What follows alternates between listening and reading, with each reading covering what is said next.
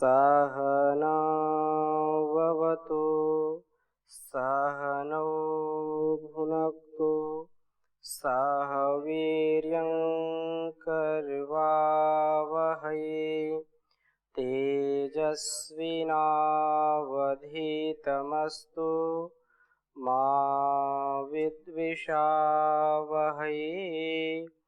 ओम शांति शांति शांति।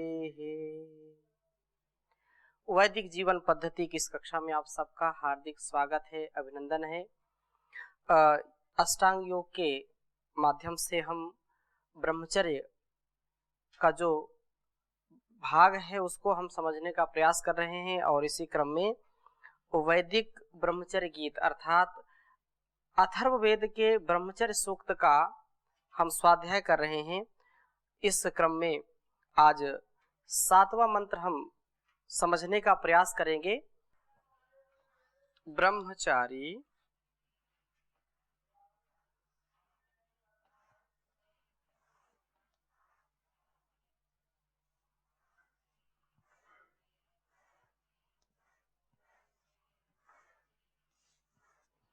ब्रह्मचारी जनयन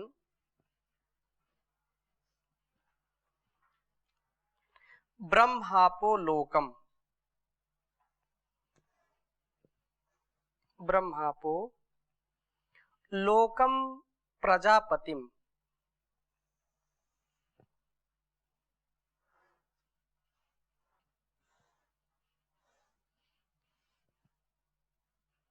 प्रजापतिम परमेष्ठिनम विराजम।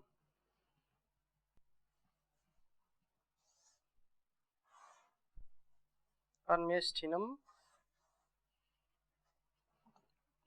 यहीं पर लिख लीजिए विराजम।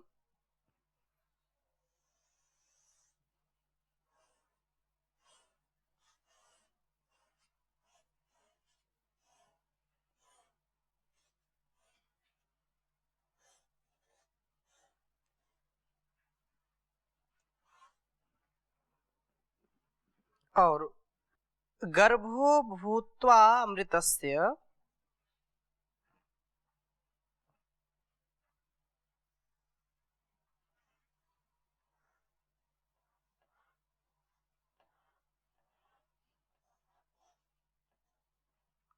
गर्भो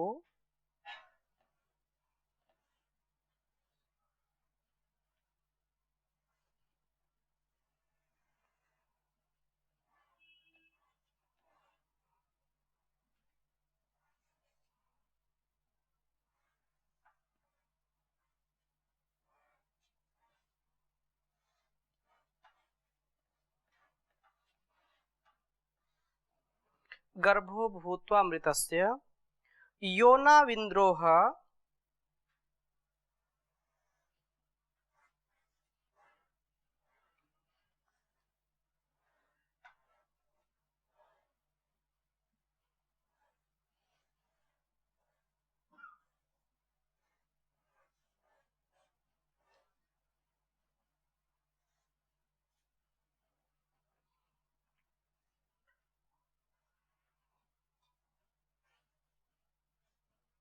योनाविन्द्रोह भूत्वा सुरास्ततरः।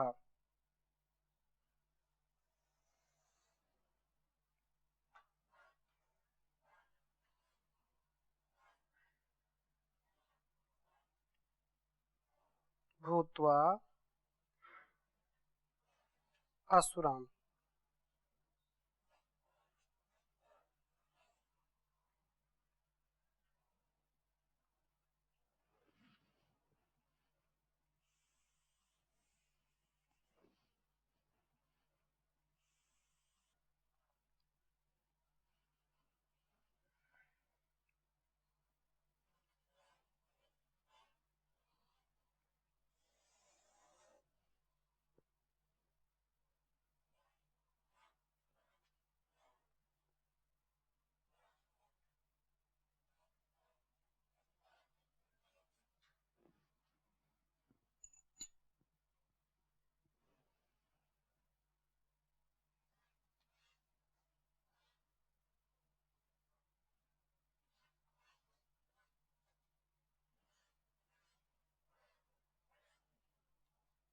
एक बार उच्चारण करेंगे इसका। ब्रह्मचारी जनयन ब्रह्मापो लोकम प्रजापतिम परमेष्ठिनम विराजम गर्भो भूत्वा अमृतस्य योनाविन्द्रोहा भूत्वा असुरांस्ततरः। पुनः उच्चारण करेंगे। ब्रह्मचारी जनयन ब्रह्मापो लोकम प्रजापतिम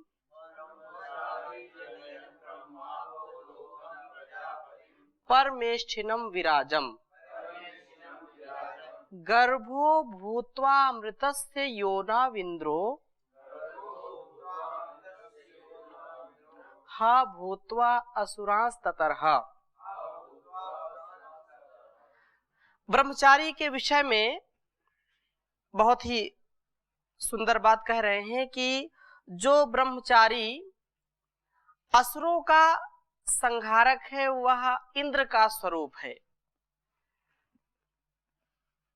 मंत्रार्थ इस प्रकार से किया आचार्य ने कि ब्रह्मचारी ब्रह्म अर्थात ज्ञान, अपह माने कर्म, लोकम और लोक को जनयन प्रकट करता हुआ, प्रजापतिम प्रजापति को प्रकट करता हुआ, और परमेष्ठिनम विराजम अपेक्षया परम में स्थिर होने वाली विराट अवस्था को प्रकट करता हुआ, अमृतस् योनौ गर्भो भूत्वा अंत में अमृत की योनि में गर्भभूत रह करके इंद्र भूत्वा अब इंद्र बन करके हा निश्चय से असुरान असुरों का ततरह नाश करता है।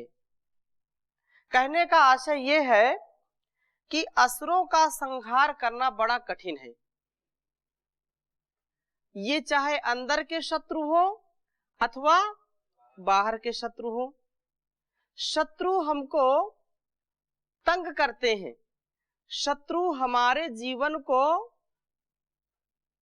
नष्ट करने का पूरा प्रयास करते हैं। इन असुरों को हम अपने विवेक से, अपने ज्ञान बल से, अपने तप बल से इनको नष्ट करते हैं और फिर अपने जीवन को सुखमय और आनंदमय बनाते हैं। विशेष रूप से यही बात कही कि यह असुरों को हम दबाते हैं पर वे किसी न किसी रूप में फिर निकल आते हैं। एक सिर काटते हैं तो दूसरी जगह 10 सिर निकल आते हैं। हमारे अंदर की जो कमियां हैं, चाहे क्रोध के रूप में हो, लोभ के रूप में हो, ईर्ष्या द्वेष के रूप में हो, या विषयों के प्रति आसक्ति हो, इन जो इंद्रियों से हम ग्रहण करते हैं, एक पर यदि हम नियंत्रण करते हैं तो दूसरी हावी हो जाती है। यदि हम रसना पर नियंत्रण करते हैं तो दूसरा असुर हमको दबाने का प्रयास करता है। फिर आंखों को रूप अच्छा लगने लगता है। आंखों के रूप को यदि हम अर्थात आंखों का जो विषय है उस पर हम नियंत्रण प्राप्त करते हैं तो फिर कानों को कोई ना कोई चीज ऐसी चाहिए, कोई ऐसा आलंबन चाहिए जिससे उसका मन लग सके। नए नए विषय भोग हमको चाहिए। ये एक व्यक्ति के जीवन में जो असुरों का आतंक होता है उसके स्वभाव को छलता है, ठग लेता है, उसका अच्छा स्वभाव हो नहीं पाता है। अच्छा स्वभाव कब होगा? जब हम इन पर नियंत्रण रखेंगे, इनको हम अपनी मनमानी नहीं करने देंगे। जब हमारे अंदर ऐसा सामर्थ्य उत्पन्न होगा, और वो कैसे उत्पन्न होगा?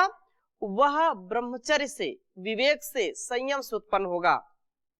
ये निरंतर देवासुर संग्राम हमारे अंदर चलता रहता है। हमारे अंदर जो लोभ की प्रवृत्ति है, जो विषयों के प्रति आसक्ति है वह क्षीण जल्दी से नहीं हो पाती है। बिना विवेक के, बिना संयम के, बिना ब्रह्मचर्य के, बिना तप के, बिना स्वाध्याय के, बिना ईश्वर प्रणिधान के हमारा जीवन अच्छा नहीं बन सकता है। तो ये देवासुर संग्राम शाश्वत सा बना हुआ है। कम से कम यह ठीक है कि जब हम समझ लेते हैं कि अमुक असुर नष्ट हो गया, तब वह प्रायः फिर उबरने के लिए केवल दब गया होता है और किसी असुर का वस्तुतः विनाश बहुत विरला होता है। एक एक विषय को जीतना, एक एक इंद्रिय को जीतना, ये बड़ा कठिन काम है। ऐसे ही जब हम अपने अंदर के असुरों को, असुर का तात्पर्य यही है कि जो केवल अपने प्राण पोषण में लगा रहे, जो अपने भोग विषयों में लगा रहे, वही असुर कहलाता है। जो परमार्थ के लिए, परार्थ के लिए, सेवार्थ के लिए, पर सेवा में अपने आप को समर्पित नहीं करना चाहता है, अपने ही विषय भोग में लगा रहना चाहता है, वही असुर है। एक मंत्र आया यजुर्वेद में 40वें अध्याय में, असुर्या नाम ते लोका अंधेन तमसावृता तास्ते प्रेत्यापि गच्छन्ति ये के चा आत्मनो जना। तो वहां पर ये बात आई कि असुर, असुर्या नाम ते लोका, वो आसुरी लोगों को प्राप्त होते हैं, तमस से आच्छादित लोगों को प्राप्त होते हैं, जो अपने अंतर आत्मा की आवाज को दबाते हैं। वे आत्महंता हैं। वे लोग जो अपने जान के अनुसार कार्य नहीं करते हैं, सब जानते हुए भी उसको जब अपने स्वभाव में नहीं उतारते हैं, तो वही असुर कहलाते हैं। वे अपने स्वार्थ में अपने विषय को पाना चाहते हैं, केवल अपने अपने लिए जीना चाहते हैं। ऐसा जो असुरत्व है, इसको मिटा देना, इसको दबा देना। जैसे पिछली कक्षा में हमने चर्चा की थी कि ब्रह्मचारी कौन है? जो अपने आप को योग्य बना करके दूसरों को भी योग्य बनाए, स्वयं तरे और दूसरों को भी तारे। ये ब्रह्मचारी का कर्तव्य है, ये देवत्व का कर्तव्य है, ये तेजस्विता का कर्तव्य है। लेकिन असुरत्व क्या है? हमारे अंदर के जो असुर हैं, वो हमको नेक राह पर चलने से रोकते हैं। बार बार हम अच्छा करना चाहते हैं, वो बार बार हमको खींच लेते हैं। जैसे ये कोई पेड़ की कोई टहनी, उसको कितना खींच करके लाइए बड़े मुश्किल से, लेकिन जैसे छोड़ा वो अपने स्थान पर तुरंत पहुंच गई। वैसे ये हमारे अंदर के जो शत्रु हैं, जैसा यहाँ कह रहे हैं कि हमको कुछ लगता है कि नहीं ये शांत हो रहा है, वस्तुतः वो शांत होता नहीं है, वो केवल थोड़ा सा दब जाता है, और जैसे उसको छूट मिली पुनः उबर आता है। तो हम अपने अंदर के शत्रु को दबाएं और उसका नाश करें। वस्तुतः इसका विनाश कोई बिरला व्यक्ति ही करता है। हजारों लाखों करोड़ों में कोई ऐसा व्यक्ति, ऐसा व्यक्तित्व जो असुरों पर विजय प्राप्त करता है। ये देवास असुर संग्राम निरंतर चलता रहता है। जैसे ये हमारे अंदर की प्रवृत्ति अभी रजोगुण से भरे हैं, तो थोड़ी देर में तमोगुण आएगा। ये रजोगुण, तमोगुण, सतोगुण के कारण भी हमारा व्यवहार चेंज होता रहता है, बदलता रहता है। जब हम सत्संग में बैठते हैं, अच्छी पुस्तकों का स्वाध्याय करते हैं, तो उस समय हमारे असुर अर्थात जो भोग, लोभ, मोह की प्रवृत्ति है, वो क्या होती है? सो जाती है, शांत हो जाती है।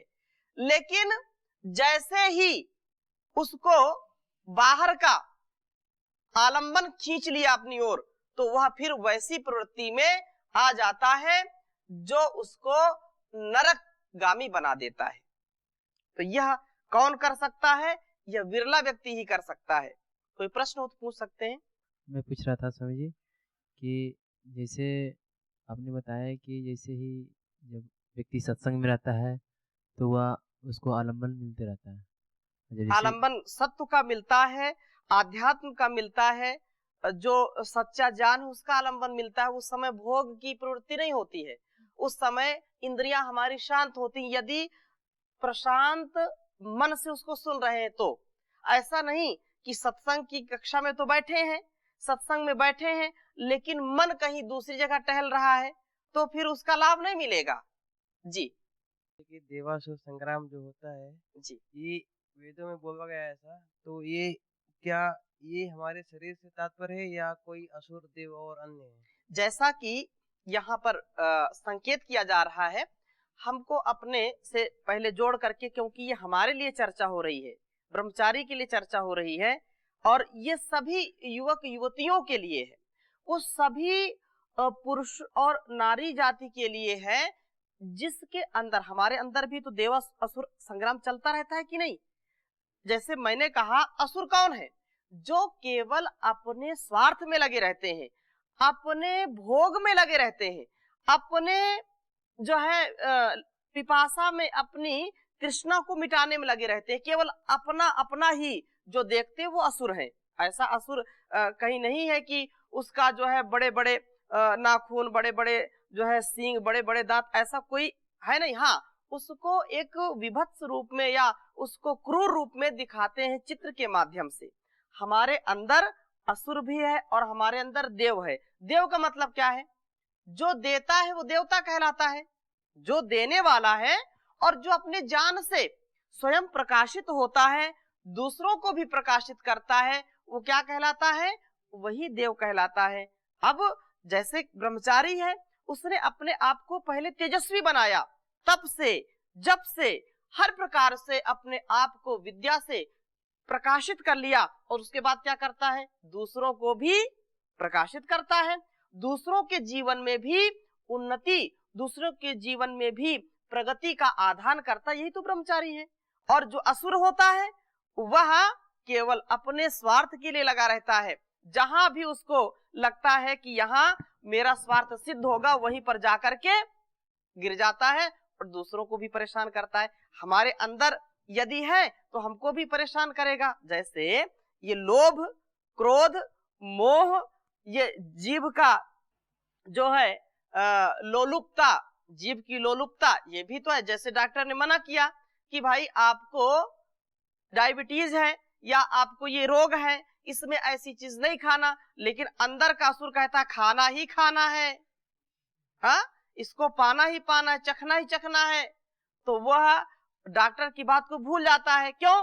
क्योंकि वह अपने स्वार्थ में है, उसको रसना का स्वाद, रसना को वो चीज चाहिए, रसना नियंत्रण में नहीं है, तो वह व्यक्ति फिर परेशान होता है, जल्दी उसका स्वास्थ्य खराब हो जाता है और जल्दी ही वह मोक्ष को प्राप्त हो जाता है। जी स्वामी जी, जी स्वामी जी, तो हम क्या करें ताकि जो हर समय सत्व गुण में रहे, ताकि असुर हमारे अंदर ना हो, उसके लिए क्या करें? उसके लिए हमेशा हमको सजग रहना चाहिए, हमको तत्पर रहना चाहिए। सजगता ही हमारा उपाय है बचने का। सजगता, सावधानी ही हमारा लक्ष्य निर्धारित करेगा। यदि सजग नहीं हुए, सावधान नहीं हुए, तो निश्चित रूप से वो लुटेरा, वो असुर आपको लूट के लेके चला जाएगा, आपको परेशान कर देगा, आपका जो यज्ञ चल रहा है उस यज्ञ में विघ्न डाल देगा। इस सारे शरीर में यज्ञ चल रहा है। अभी यज्ञ की जब आगे चर्चा आएगी तो इसको और विस्तार से समझाएंगे। असुरों का क्या काम होता था?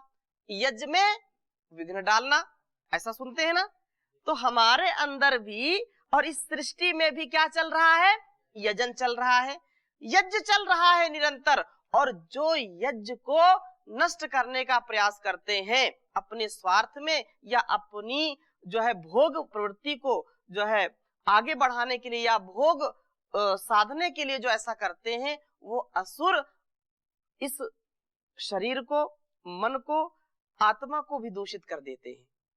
ठीक है। और बाहर के अब शत्रु, जैसे अंदर का शत्रु है, बाहर के भी शत्रु जो असुर हैं। बाहर के असुर क्या है? वो चाहते हैं कि मेरा काम पहले बने, दुनिया का काम बिगड़ जाए, मेरा पहले हो। यह मेरा काम बने चाहे लाखों का काम बिगड़े, मेरा पेट भरे चाहे लोग भूखे मरे। वो असुर इस संसार में असुरता फैलाते हैं, अपने निजी स्वार्थ के लिए, निजी सुख के लिए समाज में बहुत दुख, बहुत पीड़ा और बहुत जो है भ्रष्टाचार फैलाते हैं। वो बाहर के शत्रु समाज को दूषित करते हैं और अंदर के शत्रु हमको, मतलब आत्मा या इस जीवन को दुखी कर देते हैं।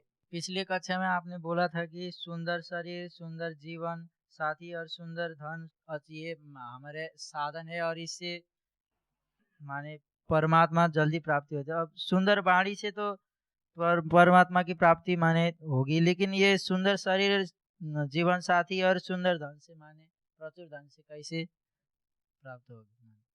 कोई माने गरीब होगा तब भी तो माने परमात्मा। इनका ये प्रश्न है कि जैसे सुंदर शरीर है या सुंदर जीवन साथी है, उससे परमात्मा की कैसे प्राप्ति होगी?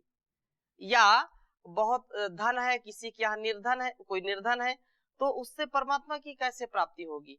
ऐसा नहीं कहा मैंने केवल इतनी बात कही कि जिसके पास सुंदर शरीर है, जिसके पास सुंदर जीवन साथी है, बहुत सारा धन है, क्योंकि सुंदर शरीर एक निधि है, वो सबको आकर्षित करता है, आंखों को सुख देता है कि नहीं देता? आपके सामने कोई सुंदर सा बालक आ जाए या छोटे बच्चे सुंदर होते हैं तो आपको, आपके मन में शांति होती है कि नहीं होती है? होती है। तो सुंदर शरीर या सुंदर स्वरूप हमको शांति प्रदान करता है, ठीक है।